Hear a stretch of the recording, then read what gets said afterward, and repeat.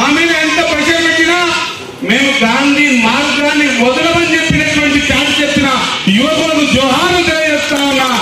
బాపూజీ మాట్లాడిన మాట ఈ దేశానికి గ్రామాలే పట్టుకొమ్మలని, గ్రామంలో ఉన్నటువంటి బీద బడుగు బలిగిన వర్గాలు బాగుపడ్డప్పుడే ఈ దేశం బాగైనట్టు అని నిర్ణయం తీసుకొని ఆ గ్రామ అభ్యున్నతి కోసం తాను చేసిన ప్రక్రియలో భాగంగా ప్రతిదీ కూడా భవిష్యత్తు భారతరాలకు, అఖండ భారతదేశానికి, ఈ భారతదేశంలో ఉన్న యువకులకు ఒక మార్గ దిశ నిర్దేశం చూపించినటువంటి బాబు గారి గురించి మనం రాబోయే తరాలకు చెప్పాల్సిన మనమందరం కూడా బాధ్యతగా స్వీకరించాల్సిన అవసరం ఉన్నది. మన దేశం కోసం ప్రాణాలు త్యాగాలు చేసి వాళ్ళ జీవిత సర్వస్వాన్ని ఇచ్చిపెట్టి వాళ్ళు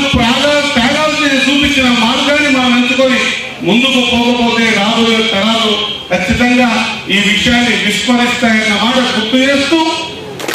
ఖచ్చితంగా ఈ రోజు ఈ యువకులు చూపించిన పాటలో సాధ్యమైనంత మొత్తం నియోజకవర్గం అంతా కూడా ఒక ప్రశాంతమైన వాతావరణంలో బాబు చూపించిన మార్గం నడుస్తా ఉన్నదన్నమాట ఇది నిజం. 50వ గాంధీ జయంతి రోజును తీసుకోవాల్సి ప్రమాణం చేయాల్సిన అంశం ఏంటంటే వీలైతే ఒకరికి సాయం చేద్దాం, నష్టం మాత్రం చేయొద్దన్న మాటని మనము గాంధీ మార్గంలో ముందుకు తీసుకుపోవాల్సిన అవసరం ఉందని తెలియజేస్తూ